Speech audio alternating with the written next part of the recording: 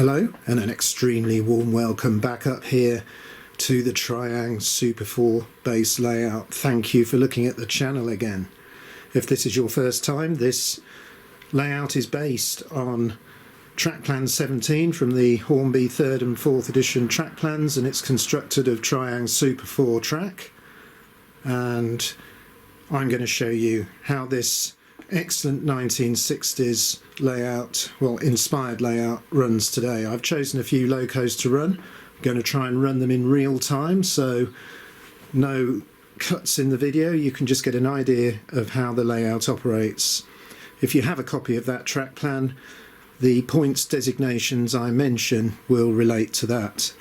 Now, just before we get started, I'd like to thank everybody who wished me well. Last week I was under the weather with COVID, but I've managed to shake it off quite quickly, and I want to just pass on my thanks for all the good wishes. Now, this video will be the last video for a couple of weeks. I'm going to have a summer break, so let's enjoy a few trains.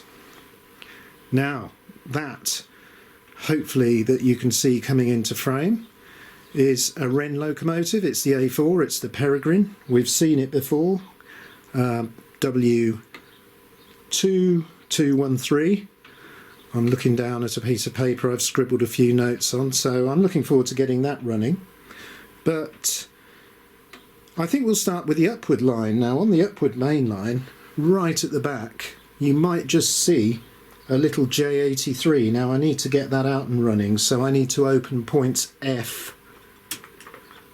I heard a click there, so I'm hoping that we're going to pull out through the station now. So I'm reaching down to the controller. This is a super little Hornby loco. This is. Let's just make sure points F are closed. The J83, which is R.252. I've really had a lot of fun with this on the layout recently, and it's pulling a range of fairly vintage Tri-ang wagons, but they're going along quite nicely. So I've got that set at quite a nice speed. I might just back it off a little bit. The little XO3 motor in that is doing a great job. This is what I love about running these vintage locos. Just look at this performance. Okay, it might be a bit more on the noisy side compared to modern locos, but it's still not too bad, is it? And look at that. A great line. Late 1970s, probably 77, 78, something like that. And going very nicely. Right, we need something on the downward main line now. I did mention the Peregrine, so points D need to open.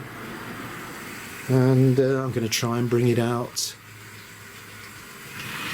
A little bit of wheel spin there. It didn't start off totally smoothly, but it's not been run for a little while. And what have we got behind this? Well, I've got some Hornby 00 wagons, so my own little converter guards van, and 4 Shell lubricating oil wagons, and they look quite smart. This Wrenn loco based on the Hornby 00 chassis, but some upgrades, slightly different windings in the armature, nickel plated wheels, and probably slightly more detail. But what a lovely looking early 1970s heavy die-cast model this is, and it does like running on the Super 4.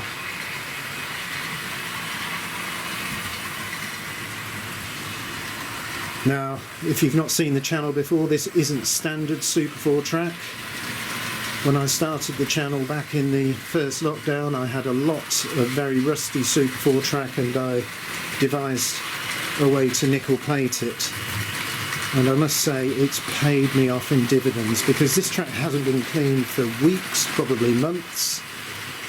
As I said at the start of the video, I haven't run any locos on the main railway for at least a month, possibly more. And if the steel original Super 4 is left a little while, you do sometimes have to give it a clean to get things running. But with the nickel plating, It just seems to be super smooth. Right, let's take another look at this little tank loco. It's great in that apple green. This is a matte version. I do have a shiny one, but I quite like the matte version. And of course the Peregrine is in wartime black livery.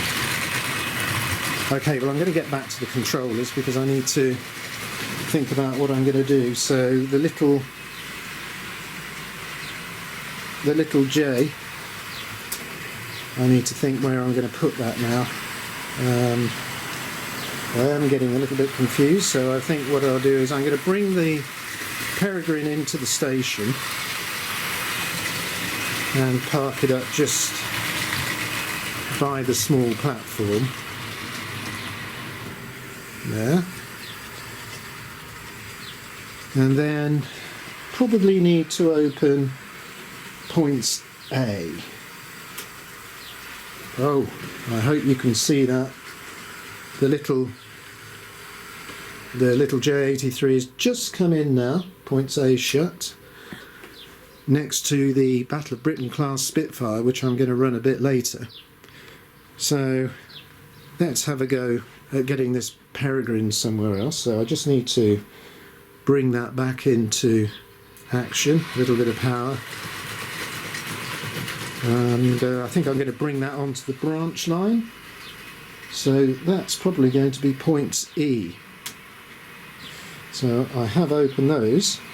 And let's see if I can drive this round and show you how we're going to take it off the main line. Now points E takes us into quite a big junction where I can access the first loco service and storage yard, but just for now I'm going to bring this through points E, all being well, and on just onto the branch line and into this little halt here. Right, well that's great. So points E, right, points E are back to mainline running. So what shall we do first? Let's get the Winston Churchill out. This is the Battle of Britain class R.356S. Now I think I need points B. It's been so long since I've been playing with the layout, I've forgotten some of my numbers, but that's open the end of the outer double track loop, so hopefully this Winston Churchill now, all being well, is going to move out. Oh yes, that great Tri-ang noise. There's a bit of sunlight coming into the loft now, so make sure I set points B to curve. And here's the Battle of Britain class Winston Churchill, a great Tri-ang model. There is a smoke unit in this, but it's not working. There's a sort of utility coach on there, and a couple of other southern type coaches. The number of the utility wagon has slipped my mind, but I think the two coaches are probably R.622, that's the middle one there, the composite, and then R.623, which is a break and third. Sorry, I hope I didn't lose that completely. But what an excellent model, very powerful, runs beautifully. I'm going to slow it down a fraction now. Like I've said in most of my previous videos, these elderly models, Wrenn, Tri-ang, Hornby 00, once they've been running for a little while, they do ease up. So that's quite a nice speed. So over the junction there, quite smoothly, more diamonds.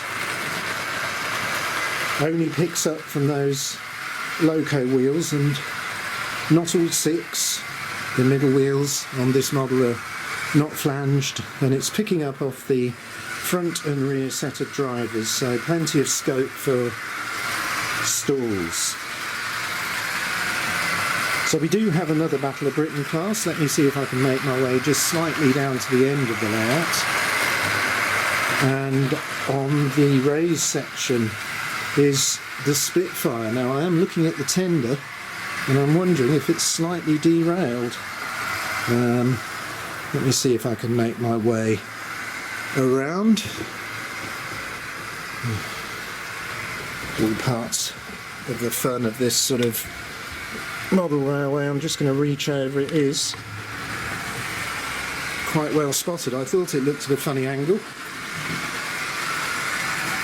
I did go around with the little vacuum earlier, so I perhaps just knocked that without realising. So we've got to get that off the raised section and down that incline in front of the long station and through quite a lot of junctions there, past the way on to the shunting yard and the other loco service and storage area. You have to excuse the camera from shaking. I'm passing it around a bit. So that is the Winston, not the Winston Churchill, that's running, isn't it? The Spitfire, Battle of Britain, slightly newer model, R.374. So points G,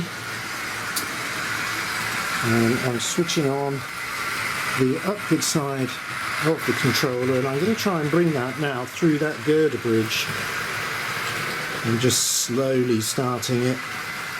We're going to come down there's lots of points to go over here, and some of these I haven't fully refurbished yet, so I'm hoping that we get over them with not too much bother.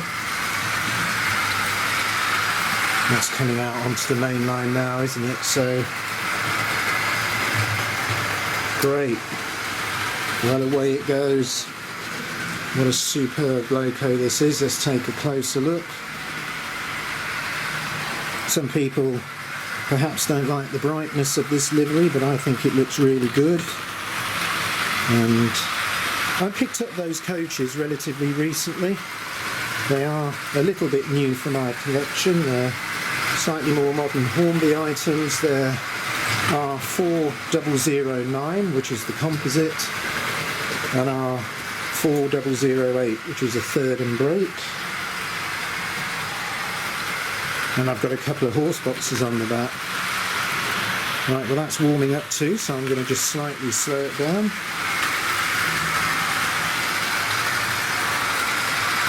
If you've watched my videos before, you know that sometimes fast running is good fun, but I do like a little bit of more scale running from these older models, and they're perfectly capable. So in this 10 minutes or so, we've had 4 different locos on the layout. Move them around a little bit. Just shows you the functionality of this vintage DC layout.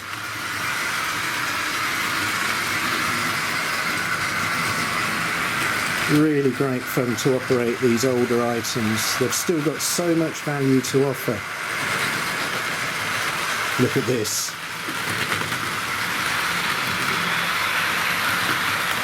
A little bit quieter than the older version, slightly different chassis, XO3 motor instead of the XO4, plastic worm and drive gear.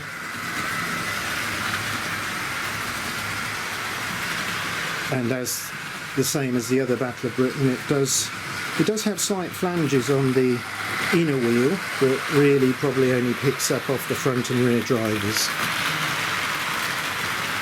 Well, we're finishing off this short session with these 2 passenger services, southern themed really.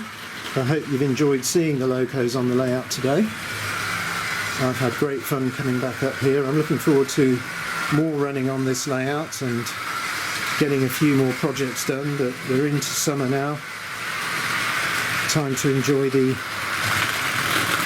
derailment. Okay, just going to well, it seems to have re-railed itself. I don't know whether you heard that noise. That is going to be the modern fine scale wheels objecting to the Tri-ang Super 4.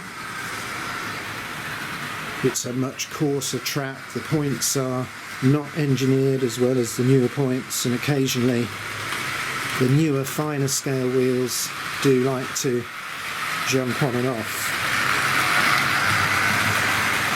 Well, as I was just saying, summer's here, so lots to do outside, holiday times as well, so I'm taking a little break. I'll try and get some uploads on soon. Got a couple of different things to show you as well as model railways, so I'm looking forward to sharing those. But I now, as this video comes to an end, wish you all a great summertime. I hope if you can perhaps get away somewhere. If not, enjoy whatever's near to you where you live, and hopefully soak up a bit of sun and get ready for what undoubtedly will be the onset of the cooler season, and that seems to come round all too quickly. Right, well, I wonder if this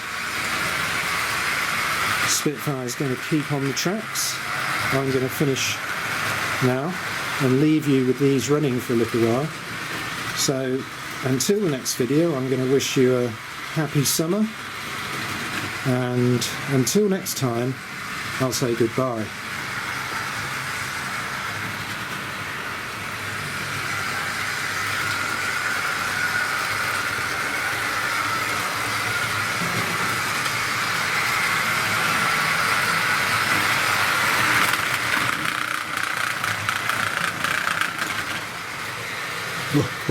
Oh dear, I think we'll bring it to a close.